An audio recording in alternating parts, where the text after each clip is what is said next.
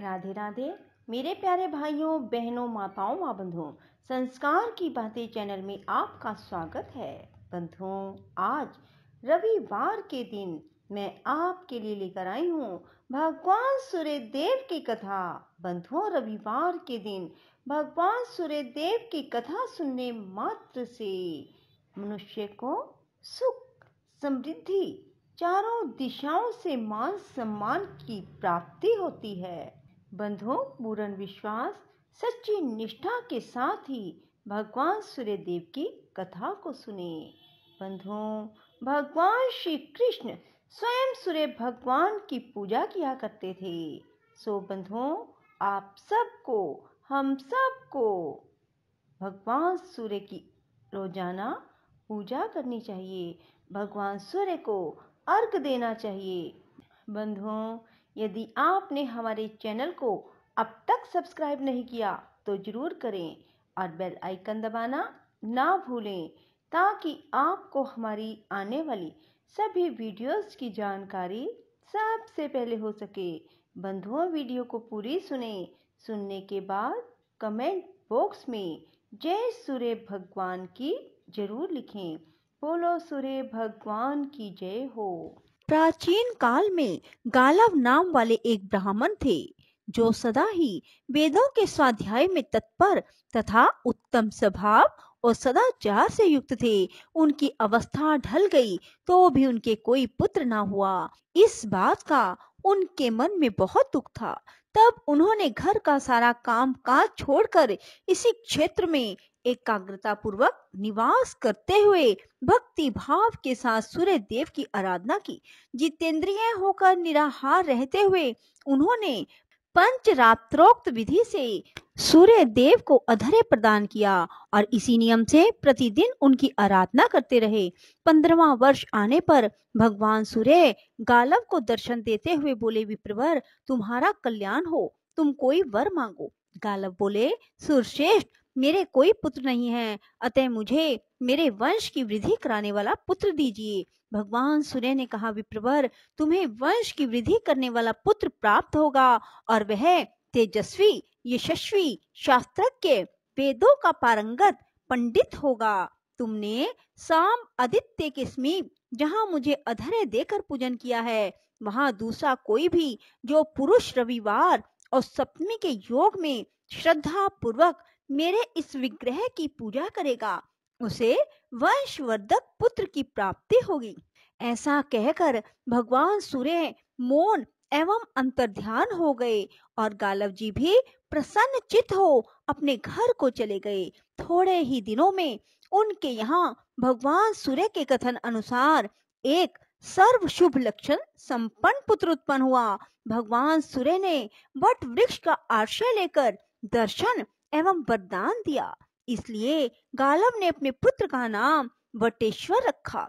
वटेश्वर के पुत्रों और पौत्रों को देख लेने पर महर्षि गालव भारी तपस्या करके सूर्य देव को प्राप्त हुए। वटेश्वर ने भी अपने पिता के द्वारा स्थापित भगवान सूर्य नारायण के लिए एक परम मनोहर मंदिर बनवाया। द्विजवरों, पूर्व काल में महात्मा विदुर ने भी उस क्षेत्र में भगवान श्री सूर्य नारायण, सदाशिव तथा श्री विष्णु का स्थापन किया। जो मनुष्य भक्ति पूर्वक इन तीनों देवताओं का पूजन करेगा, वह उस परम धाम को प्राप्त होगा, जो बड़े बड़े यज्ञों द्वारा भी अत्यंत दुर्लभ है। वहीं पर अर्जुन के द्वारा स्थापित किए हुए सर्व मनोरथ दायक भगवान विनायक विराजमान है, जो समस्त विघ्नों का नाश करते हैं। जो मनुष्य चतुर्थी को नक्त व्रत करके भक्ति भाव से गणेश जी की पूजा करता है, वह समस्त विघ्नों से मुक्त हो मनोवांछित फल को पाता है। वहीं पर उत्तम प्रभाव से युक्त भगवान नर और नारायण भी है। जो उन दोनों का भक्ति पूर्वक द्वादशी तिथि को दर्शन और पूजन करता है, वह जरा मरण से रहित परम पद को प्राप्त होता है। एक समय कुंती नंदन अर्जुन तीर्थ यात्रा प्रारंभ करके हाटकेश्वर क्षेत्र में आए। वहां तीर्थ समुदाय से भरे हुए उस पावन क्षेत्र का दर्शन करके उन्होंने मनोहर मंदिर में भगवान सूर्य को स्थापित किया और उन्हीं के आगे नर और नारायण की भी स्थापना की। फिर उत्तम श्रद्धा से युक्त हो वहां गोवर्धन को स्थापित किया और वहीं देवादिदेव नरसिंह देव की स्थापना की। इस प्रकार 5 देवताओं की स्थापना करके उन्होंने चमत्कारपुर के सब ब्राह्मणों को बुलवाया और उन्हें बहुत धन दिया। फिर भक्ति पूर्वक प्रणाम करके कहा, मैंने सब रोगों का नाश करने वाले भगवान सूर्य को यहाँ स्थापित किया है और इनकी सेवा आप लोगों को सौंपी है, अतः आपको सदैव इनका चिंतन करना चाहिए। ब्राह्मण बोले, पांडुनंदन, आप यह सब छोड़कर अपने घर को पधारिए। हम सब लोग आपके श्रेय को बढ़ाने वाले पूजन कर्म करते रहेंगे।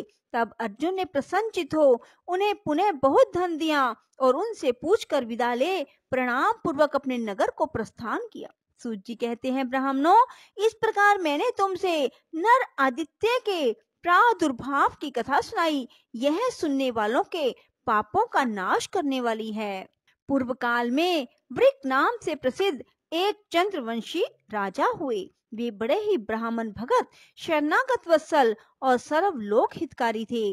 उनकी पत्नी भी बड़ी पतिव्रता और समस्त सद्गुणों से सुशोभित थी। उन दोनों को चौथे पन में एक कन्या हुई।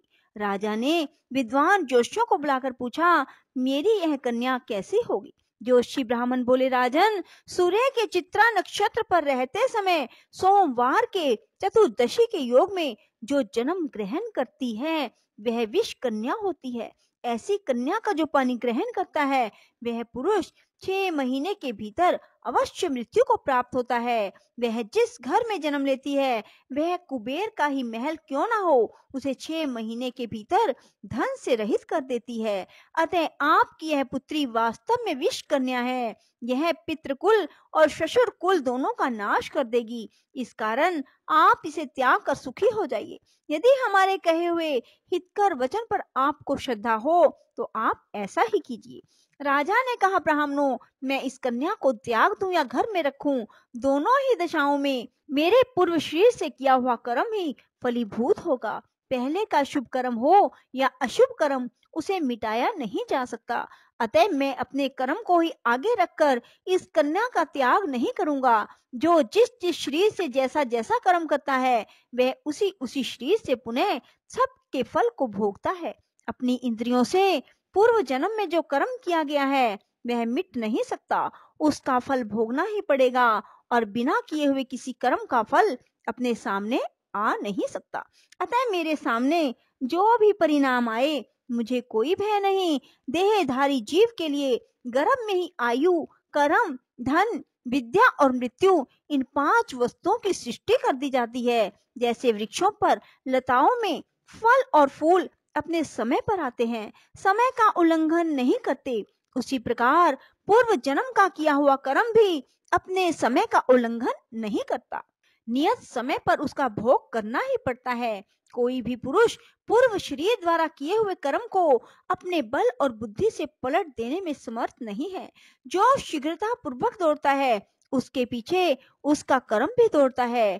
कर्म साथ ही सोता है और खड़े होने पर साथ ही खड़ा होता है। जिसको जहां भी सुख या दुख भोगना है वह रस्सी से बंधा हुआ सा बल पूर्वक वहां खींचकर पहुंच जाता है। जैसे तेल समाप्त होने पर दीपक बुझ जाता है, उसी प्रकार कर्मों का नाश होने पर जीव मोक्ष को प्राप्त हो जाता है। ऋतु काल में पुरुष के द्वारा गर्भ में स्थापित किए हुए अचेतन वीर्य के एक बिंदु का आश्रय लेकर जीव अपने कर्म के साथ वृद्धि को प्राप्त होता है। जिस उदर में कितनी ही अन्न पान डाले जाएं, नष्ट हो जाते हैं, भक्ष्य पदार्थ पच जाते हैं, वहीं पड़ा हुआ वह गर्भ क्यों नहीं नष्ट हो जाता। इसलिए लोक में देहधारियों का किया हुआ शुभ अशुभ कर्म ही सुख दुख के रूप में प्राप्त होता है, ऐसा मेरा निश्चय है। आरक्षित वस्तु भी दैव से सुरक्षित होकर बच जाती है और सुरक्षित भी दैव से हत होकर नष्ट हो जाती है। वन में त्यागा हुआ अनाथ बालक भी जीवित रहता है और घर में बड़े प्रयत्न से पाला पोसा जाने वाला शिशु भी मृत्यु को प्राप्त हो जाता है। ऐसा निश्चय करके राजा ने जोशियों के सलाह देने पर भी उस विष कन्या का परित्याग नहीं किया।